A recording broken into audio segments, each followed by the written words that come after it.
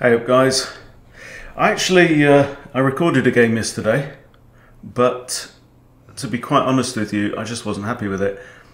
I have won three and lost 3 out of my last 6 games at the 1000 level.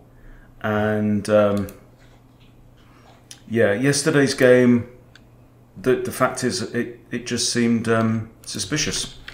So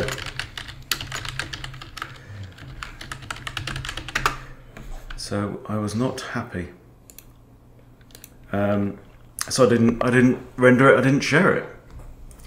Okay, we've got Raichu plays Sicilian from Trinidad and Tobago in the Caribbean.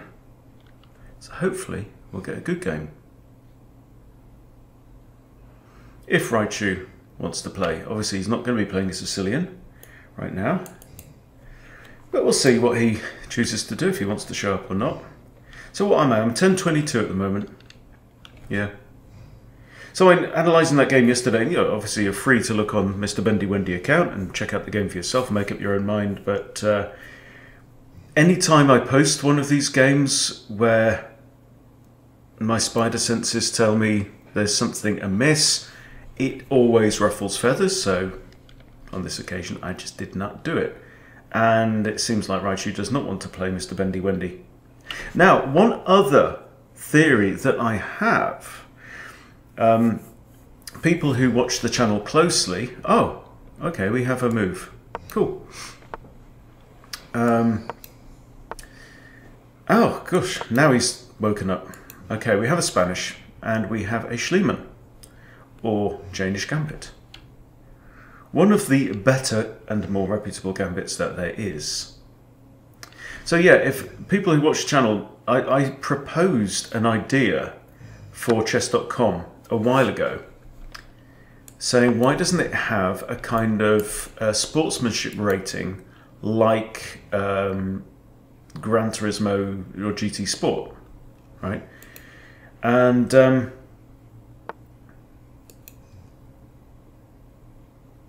blunders a piece.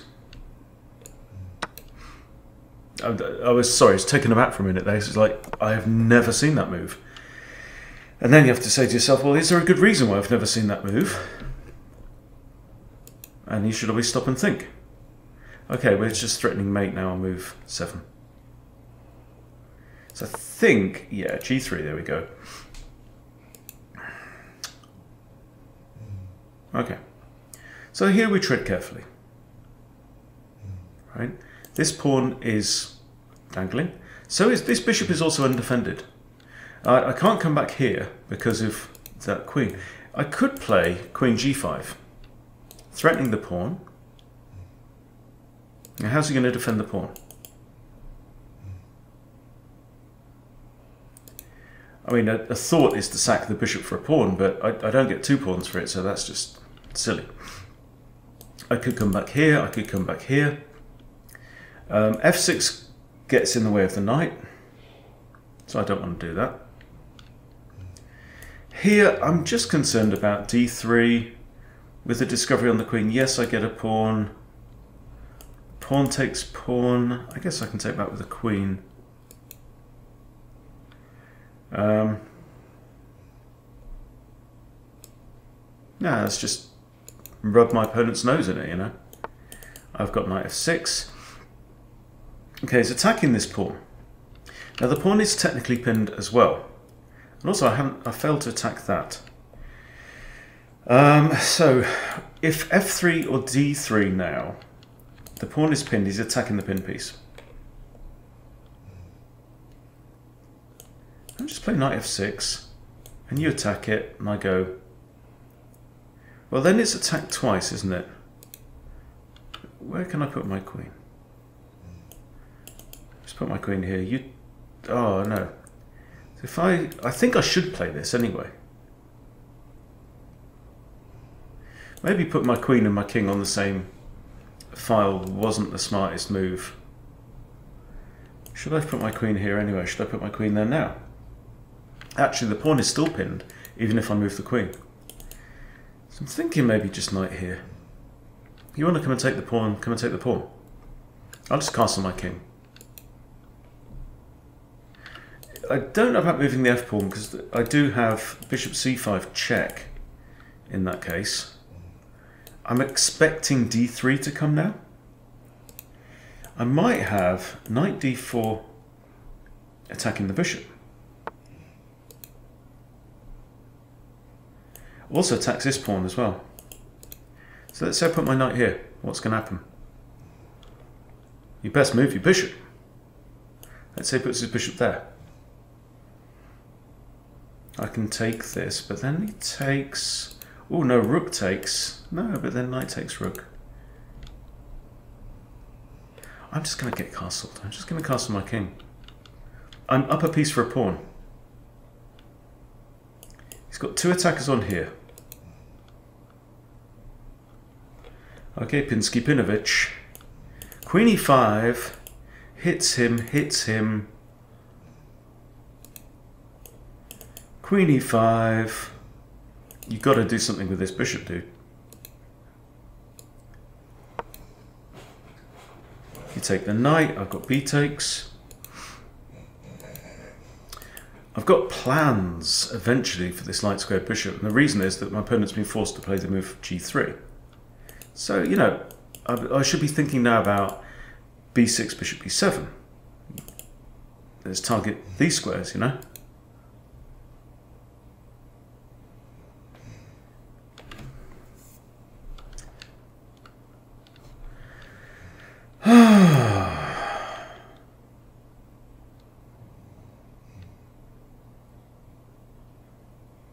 Yeah, and I've actually been playing quite well as well.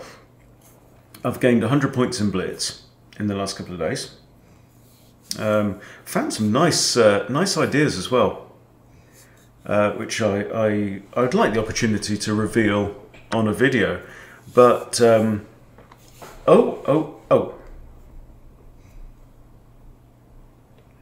okay, we have 3 ways to recapture here.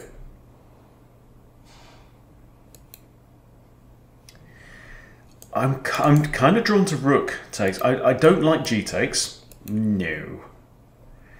G takes blocks the pawn, but then I have to move my king like there, move my rook there. It's very, very slow. I like this though, because it means I'm still attacking the bishop. He's still got a bishop issue. A bishop issue. A bishop issue.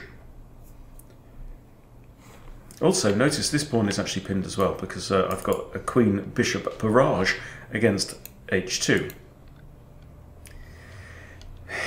Everybody likes a barrage. Got options for my knight. But right now, this is your issue. You have a hanging piece. You have a hanging piece. What you gonna do? This does not work, because I take the bishop. Oh, dude! Dude! This is how 1000s play, guys. There. I just have knight takes or bishop takes. So yes, it's a pawn fork, but it ain't a good one, because I've actually got 1, 2, 3 pieces attacking that square. And given the chance, I'm probably going to stick one of my pieces right on there. Maybe Mr. Knight. Okay. Okay, maybe Mrs. Queen.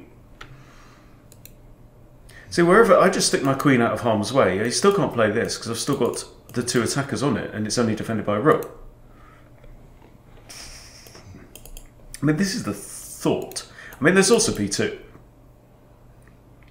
There is that, and that actually hangs the knight. There he comes here, loses his knight. He's down 2 pieces. By the way, I've been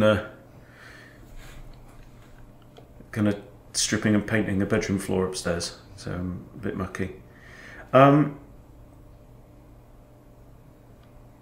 Here, rook can't counter-attack the queen. Here, the knight could, and I can just dive in here. I think we're okay. Yeah, I almost gave up on my not a speed run on this occasion. So anyway, back to the point, right? Now, I have... Okay, he's attacking my rook. Fair enough. I did not consider this eventuality.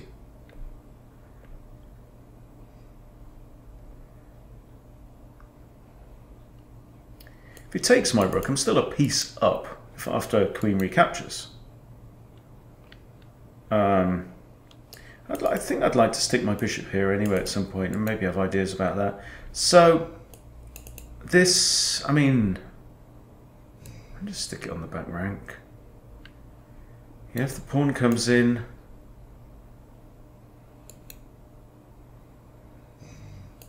I might just push on actually.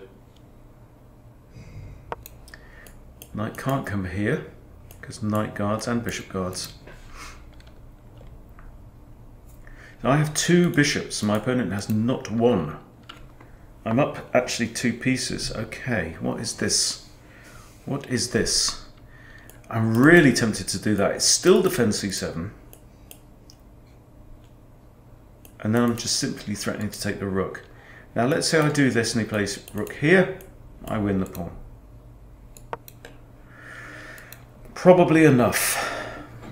Is there any tea? No. Is there any tea in there? No. Shortage. It's tempting to play a move like that, but that actually blunders the pawn. Could play my knight here, try and trade off the knights. Could play my knight here, which would be a blunder, but it's playable. So I'm anticipating this. We've got to do something. The rook's going to come to one of these squares. Because I am actually threatening to take, right? It's defended by the queen, but it's attacked twice. That's the point. Oh!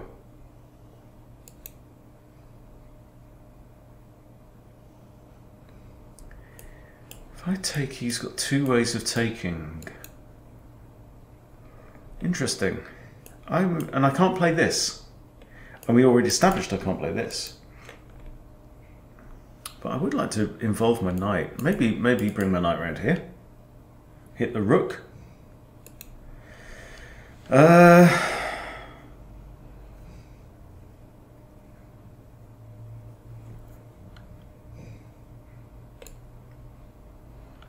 think this is okay. I might kick the knight out again. You know, still, if he does this, I have captures on a2.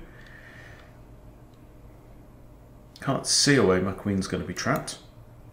So yeah, anyway, back to the story. So maybe, because I have been playing down, right? Let's not make any bones about it. I've been playing people rated sub 1000 and kicking their ass, right?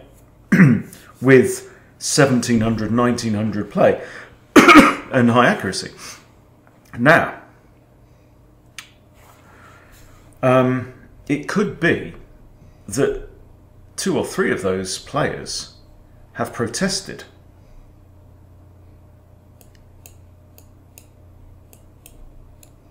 Right?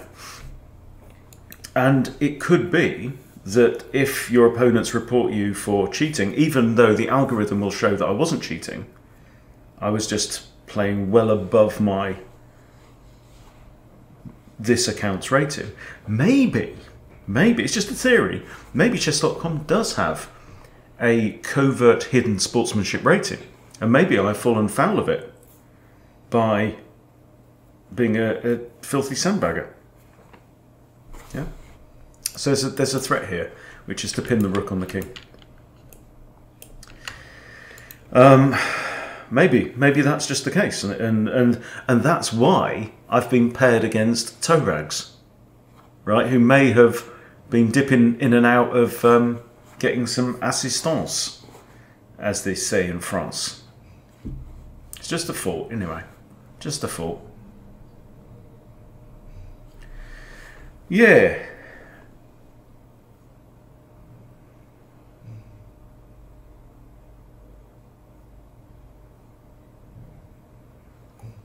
So yeah, I finished going through finally. Volcus, is it a chess channel called Volcus? have a check? I can chuck in a check. I can go here safely. Safe squares. Here? No, no, no, no, no, no, no. I've got one. Or I have an intermezzo check with the bishop. Does that change anything? Well, not really. So I might as well come here. Am I afraid of the pawn? Hell no. So anyway, it's a thought. It's a thought.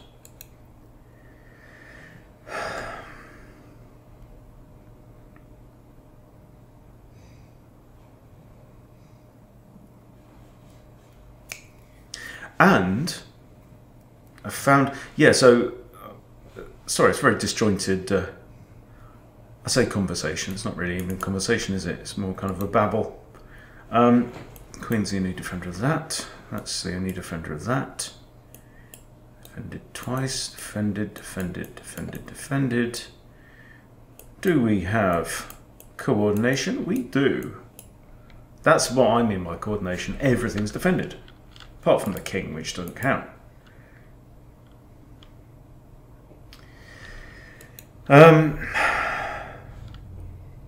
Yeah. So, you know, we've been looking at this... I don't know if I can pull up the Explorer while I'm playing. Probably shouldn't. You know, I've been looking at the Reti Gambit. Well, one of the things that I learned from this video, what I just finished watching, where he ranks all the gambits. Probably not quite all, but I mean, a couple of hundred gambits, literally, that exist. And he puts them all in order. And the Jaenisch Schliemann is up there in the top 15. The Smith-Morra is up there. The Evans Gambit, you know, some really, really kosher stuff. I don't think he can attack me again from here. But anyway, so he mentions the old Benoni. And what is the old Benoni, I hear you ask? Well, it's... Okay, let me just show you quickly. D4, C5, which is a bit like... Because what we do here is we go there, they go there, and then we go C4. So the difference is, we're playing like a Reti Gambit, but tempo down. Anyway, it's a thought. Now, I can't kick the knight out, and he can't go there, and he can't go there, and he can't go there, and he can't go there. And he could go here or here. I think I want that knight to move on. Also good news, it gives my bishop a bit more breathing room, because these pawns, you never know, you know? They could shuffle up in a rolling maul. Also, the knight is the only defender of this pawn here, you see, making it, as Naroditsky would call, a type 2 undefended piece. By which I think what he means is that it's a piece which is only defended once, and that defender may be able to be moved along. Anyway, yeah. So, yeah, and I played a game in the old Benoni. It was a 5-minute blitz game, and I scored like 86 accuracy or something bizarre. My opponent did blunder a piece earlier on, but he was like a 1450, you know, player as well. So yeah, it's a thought. Lots of thoughts. Lots of things to think about. Okay, now this is what he's thinking about. He's thinking, right, if I move my knight, we have a problem. Also, if I take the pawn, if the knight's there, I'm attacking the knight. Look at this, all these pawn structures here. But he's down 2 pieces, so what the hey, you know? And honestly as well, as soon as I even glance at this, I'm thinking knight forks, because they're all on light squares, which means my knight wants to go there and fork everything right in the ear. Right up the nose. Ooh, oh, oh, Monkey Gibbon. What the huh? What the huh? What the hey? I take knight, you take bishop. Or I take knight with check for forking king, queen. I take knight with check, queen takes, pawn takes queen, da-da. That does block off this pawn, because this pawn will be here. But then I shuffle, shuffle, boom. Right? I take knight, you take bishop, I take pawn for free. I take, you take back, I get me a pawn, I get to come in here. I think that's a slightly preferable move order, don't you? This rook can't block, I might come in here with frets, you know. And this bishop at some point, I'll put money on it, it's going to play a part before the end is done. Okay, here we have this. I'm not worried about the rook scares me not. I'm going to play b6, I'm going to play bishop b7, I'm going to play d4 with a discovered check.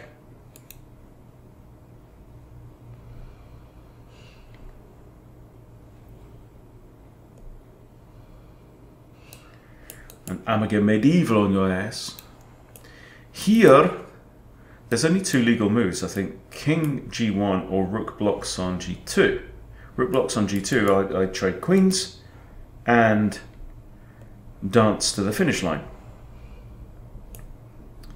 If the king comes here... oh, hello. This we missed. And it comes with check. There's two legal moves. This is the problem that you get when you play low-rated players, because you get... no, oh, that's good, the queen defends the knight. Okay, I don't see an argument not to hide the king in the corner. Hey, you got to hide your king away. I have queen c6, which is a Pinsky, and forces them off the board. Rook can't get onto the c-file because I take the check and win. I'd love to do this, but it actually hangs the rook because I haven't got... My rooks are not connected yet, which is a pain in the arse. Might bring my knight in. But my preferred move at this point is going to be queen c6, forcing the queens off. Force the queens off, I've got two more minor pieces. Should be good. That's defended only by the queen.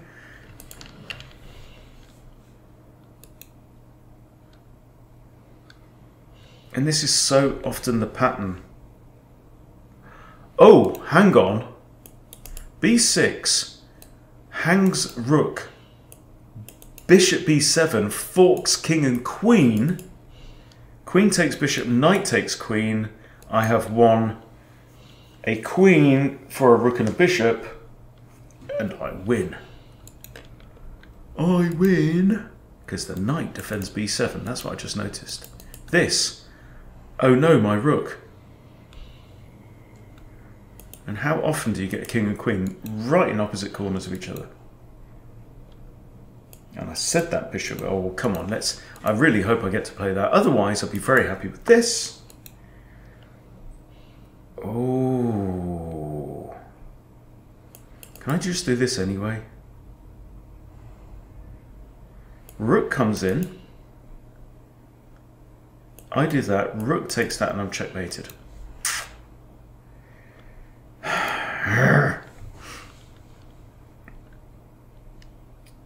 No, I'm not. I do this, rook comes in, I do this. I do this, queen takes rook. I play bishop b7. Queen could take that and checkmate me if... Oh... I think it works. But we have 8 minutes. Okay, so let me check. There, queen takes bishop b7 is a fork on king queen. And I'm going to win. I go there, rook comes in. I pin the queen. And I've got 2 attackers now on the rook. I think it works. I do. Unless I've missed something even cunninger. But I don't know if I have. I mean, I even just have the simple bishop basic, but it's not as sexy as this move, see? Boom.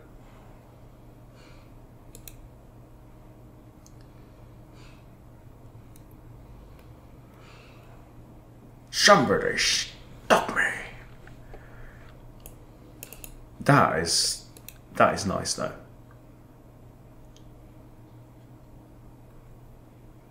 Was it a joker?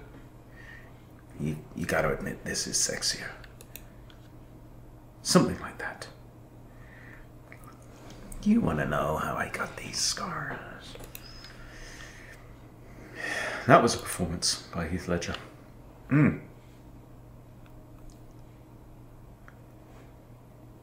Okay, how are we doing? I've got all his minor pieces. All your minor pieces belong to us. Boom. Check. Oops. Check. Forked. Queen has to take. Knight takes queen. Rook comes in. We ignore it, probably. I mean, I have a check here, right? That is forced. If I take this and he takes back, that's checkmate.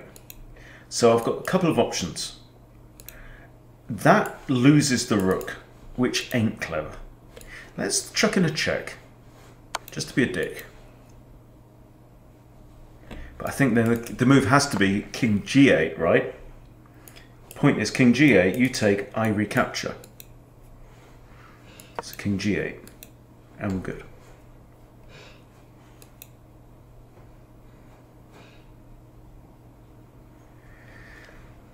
Little by little.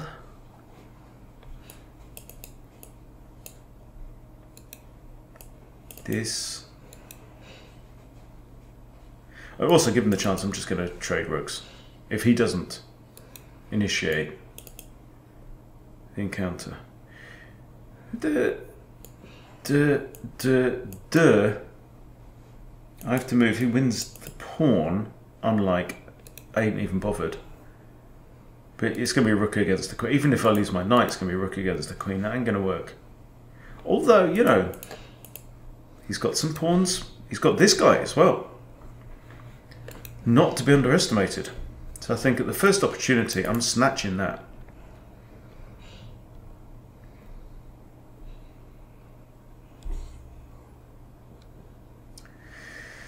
Yeah, like I say, so often the case that somebody, I mean, where did he hang his knight, right?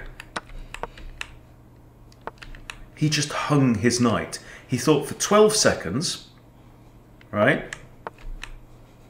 And then basically lost. And that does happen at 1,000. It much more rarely happens. I mean, oh. Takes, here, back with check. I have to move. I don't have to do anything though. I think I can just take this pawn now, can't I? I take the pawn, I'm hitting this rook. So you take this and I'm winning you. This rook is now under attack. This is a more forcing move. Takes. Yes, you have a pawn. Well done. Okay. But I have this, for example, and I threaten this. Checkmate.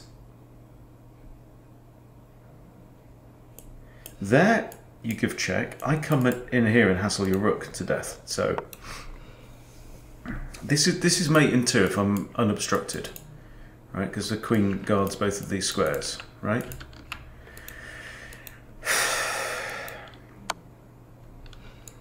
And now, this is the thing. This is one of the reasons kings get very strong in an endgame is because rooks hate close quarter combat. They're not very good at it. So a king can, for example, fork a knight and a bishop and a rook. There's a knight on here and a bishop on here and a rook on here. Okay, well technically he's not attacking that middle one, but he's attacking both of these. You know, so kings can be powerful, and kings are close quarter combat specialists. And this is mate in 2. So this is check, but he goes here, then here. So it's mate in 2, whichever way you spin it, actually. And resigns. Cool. Well, I enjoyed that. Good game, my friend. Good game. Let's have a quick look at the eval. And that's what I'm talking about. You know, that's what speedrun is about. It's about highlighting common mistakes. And there we had some. Okay. Place your bets for the player in the black corner. Ooh, 68 from my opponent. That ain't bad. I got 83, which has got to be 1700. Yeah, 1750. Didn't like my opening, but it didn't like his even worse. Okay, this is book move. This is the Jaenisch, aka Schliemann. This blunder. Right, now it's going to disapprove of something. Yeah, I didn't like that move afterwards either. What did you think? Let's find out what the best move was. In your face. That's what it was. With the idea of like bishop b6, bishop b7, get the knight out of the way, get the pawn out of the way, and checkmate the bastard. Didn't think about it. Well, yeah, it did cross my mind. And it didn't like that either. Said you should have threatened the bishop. Didn't think about that either. So could have been more winning, but this is okay. This is okay. But again, yeah, bishop behind enemy lines. Let's embarrass it. Let's get it out of there. It's also a fork on the pawn. Okay, well, all good. But yeah, there we go. Back on track to some degree, guys. But while we're here, let's have a quick look at Explorer on Lichess. So this is what we've been playing, right? This is the idea of the Reti Gambit, and the Reti Gambit is a jolly good gambit. My settings here are set to 1800 and 2000 on Lichess, right? That is strong intermediate. And we've got 54 against 41 already on move 2, right? If they take, it's 57%. And this is the point. They take, you push e6, right? Sorry, e3. You're targeting this pawn. If they try and hang on to it, it's just making it worse. 67, we win 2/3 of the time. Okay, all good. Let's flip at the board, right? Now, here's the point. Against d4. So pretend white's like in the Reti, they've already played this. You can go straight in. This is the old Benoni, right? The new Benoni, you play knight f6 first, and then you play this. But we go old Benoni. Help me, you old Benoni. You're my only hope. And guess what? Black wins more than white. From here. You hear me? Right? So what they do, let's say they take. Well, what we're going to do, we're going to push e6. Black wins 53% after e6. And they've got to be jolly careful. They play b4, right? What's going on here? It's exactly what we do with the white pieces, with the Reti Gambit, right? They play this, they're screwed. 63% for black in it. And it's the same moves. We attack this. They're going to play c3. Look, c3. It's the opposite of what they do on the other one. And then what do? I think we trade. Correct. Yeah. And after this, after they take, saying queen f6. Queen here? Yes, of course. Right? And we're just winning. 77% of games, right? And check this out. Flip the board back. Okay? Right? The only difference is we're playing with the other side of the... and we haven't got a knight out. Okay? Most common move, c6. Most common move, we trade. Alright? They take back. Okay. Right? Oh. Okay. And now it's saying we have to throw in... The point is our queen can't come straight to here. So let's say we play this move, right? You can play your knight either, by the way, to either of these. They're both cool.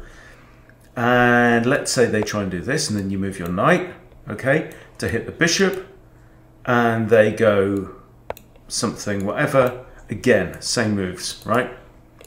So if you're as lazy as I am, why don't you try the old Benoni in combination with a Reti Gambit? So you don't have to remember two things. Suits me. There you go. Anyway, nice little speed run, nice little bit of theory.